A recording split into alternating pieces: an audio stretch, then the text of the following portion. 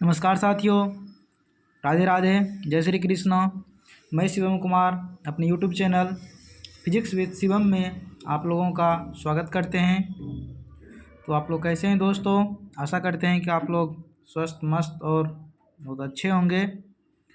तो इस सेशन में हम लोगों का आप लोग जान ही रहे हैं दोस्तों, क्लास 12 के भौतिकी को हम लोग पढ़ रहे हैं और आज हम लोग भौतिकी के अध्याय 3 को स्टार्ट करने जा रहे हैं और इसमें हम लोगों का टॉपिक है विद्युत धारा। तो आइए हम लोग बिना समय को वेस्ट किए अपने टॉपिक को स्टार्ट करते हैं। तो आज हम लोगों का टॉपिक है विद्युत धारा। विद्युत धारा को समझते हैं। देखने परिभाषा लिखा हुआ है, किसी चालक से एकांक समय में जो आवेश प्रवाहित होता है। इट मीन्स कोई भी चालक रहेगा, चालक कहने का अर्थ क्या, जिससे कि विद्युत धारा प्रवाहित हो, कंडक्टर जिसको इंग्लिश में बोला जाता है, जिससे धारा प्रवाहित हो सके, जिससे धातु वगैरह हो गया, ग्रेफाइट हो गया, इन सारी चीज़ों से। किसी चालक से एकांक समय में जो आवेश प्रवाहित होता है उसे ही विद्युत धारा कहते हैं। एकांक समय कहने का मतलब इकाई समय में, आप लोगों को इसके पिछले वीडियो में भी समझाएं इसका मीनिंग क्या होता है। एकांक समय कहने का मतलब 1 सेकेंड में कितना आवेश प्रवाहित हो रहा है। मान लेते हैं यदि 5 सेकेंड में 20 कूलाम आवेश हो रहा है तो 1 सेकेंड में हो जाएगा 4, तो 4 एम्पियर यहाँ से हो जाएगा करंट। तो इस तरह से इसका सूत्र बनेगा, विद्युत धारा इज इक्वल टू आवेश बटे समय, आवेश बटे समय। और इसको अक्षर में लिखना चाहें तो यह हो जाएगा I is equal to Q upon T. I equal to हो जाएगा क्यू अपॉन टी। क्यू यहाँ पे आवेश है, टी समय है, आई यहाँ पे विद्युत धारा है।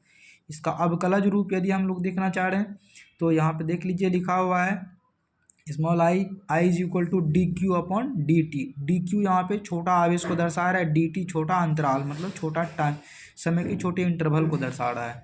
अवकलज रूप हो जाएगा I is equal to D Q upon D T. और यहीं से एक इंटीग्रेटेड रूप आता है आवेश निकालने के लिए, तो क्यू इज इक्वल टू हो जाएगा integration of I D T. Q is equal to I D T. तो आप लोग इन सूत्र को याद रखिए, हो सकता है ऑब्जेक्टिव के रूप में आपसे पूछ दे अवकलज रूप क्या होता है, तो याद रखिएगा आप लोग कि Q इक्वल टू होता है integration of I D T. और इसका यूज भी होता है आगे जब हम लोग प्रत्यावर्ती धारा का चैप्टर पढ़ते हैं तो वहाँ पे इस सूत्र का यूज होता है। नोट में देख ले रहे हैं, विद्युत धारा एक अदिश राशि है। इसमें ये सदिश के नियम का पालन नहीं करता है, भले इसमें एक फिक्स डायरेक्शन होता है बट ये सदिश के त्रिभुज नियम का पालन नहीं करता है, इसलिए इसको जो है अदिश राशि कहा जाता है। इसका एसआई मात्रक एम्पियर है। इसका दूसरा एसआई मात्रक कूलाम प्रति सेकेंड है। दूसरा एसआई मात्रक को आप लोगों को याद रखना है, स्टार लगा दे रहा हूँ, ये एग्जाम में आ सकता है आप लोगों के लिए कि एसआई मात्रक। देखिए एम्पियर तो सभी लोगों को पता ही रहता है कि एसआई मात्रक एम्पियर है, बट यदि मान लिया यदि पूछ रहा है आपसे दूसरा एसआई मात्रक, ऑप्शन में एम्पियर दे ही नहीं, कूलाम प्रति सेकेंड लिखा हुआ है, तो इस प्रकार से आपको कूलाम प्रति सेकेंड को ही चूज करना होगा। तो इसका दूसरा एसआई मात्रक हो गया कूलाम प्रति सेकेंड। इसका बीमा ए होता है, सिर्फ ए होता है, एम्पियर ए होता है। इसके अन्य मात्रक भी कुछ होते हैं, उसको आप लोग देख लीजिए, इम्पोर्टेंट है। जैसे 1 milli ampere, 1 milli ampere equal to पूछा जाएगा। 1 मिली एम्पियर, मिली का मीनिंग क्या होता है? मिली का मीनिंग होता है 10⁻³ 1 मिली एम्पियर इक्वल टू हो जाएगा 10⁻³ एम्पियर। 1 माइक्रो एम्पियर, माइक्रो का मीनिंग होता है 10⁻⁶, तो 1 माइक्रो एम्पियर इक्वल टू हो जाएगा 10⁻⁶। और 1 नैनो एम्पियर यदि पूछ रहा है तो 1 नैनो एम्पियर हो जाएगा 10⁻⁹ एम्पियर। तो इस प्रकार से रिलेशन पूछ सकता है, या डायरेक्ट ऑब्जेक्टिव पूछता है कि माइक्रो एम्पियर किसका मात्रक होता है या मिली एम्पियर किसका मात्रक होता है।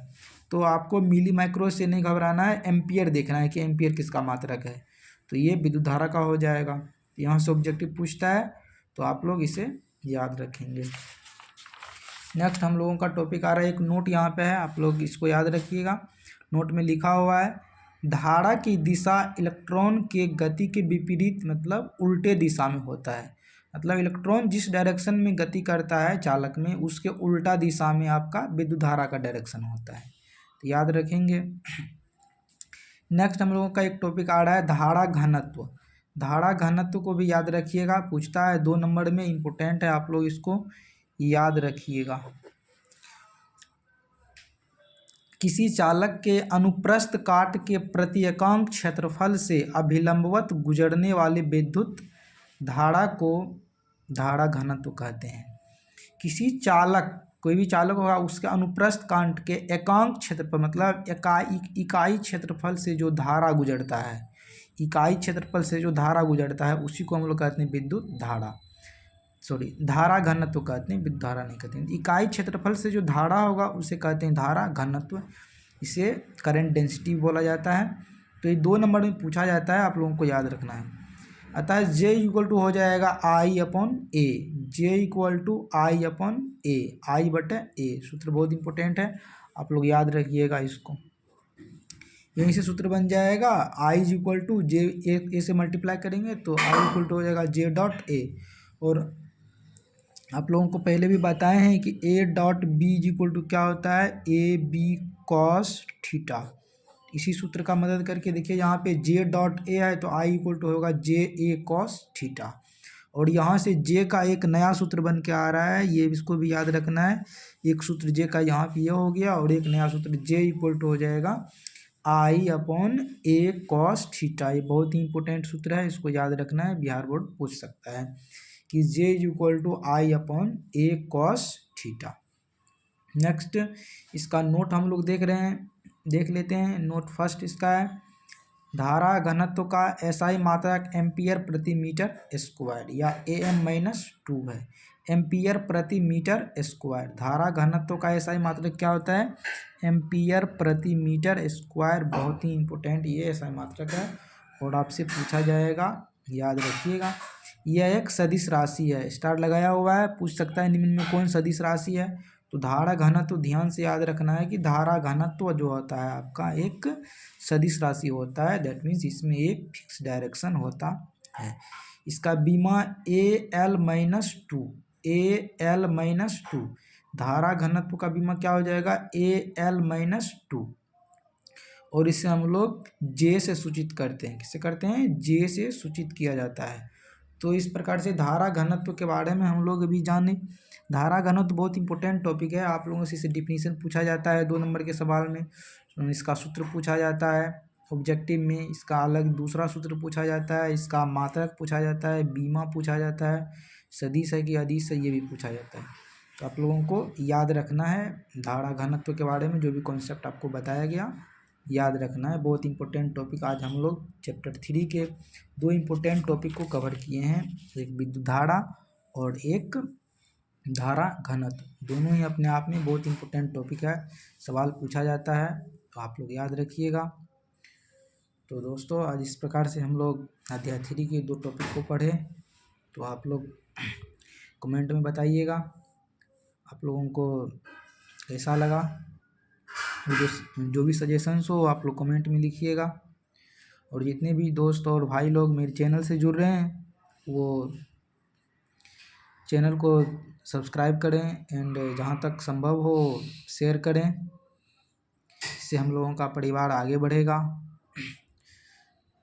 तो इतना ही आज के लिए, थैंक यू, टेक केयर, जय हिंद, जय भारत, शुभ रात्रि।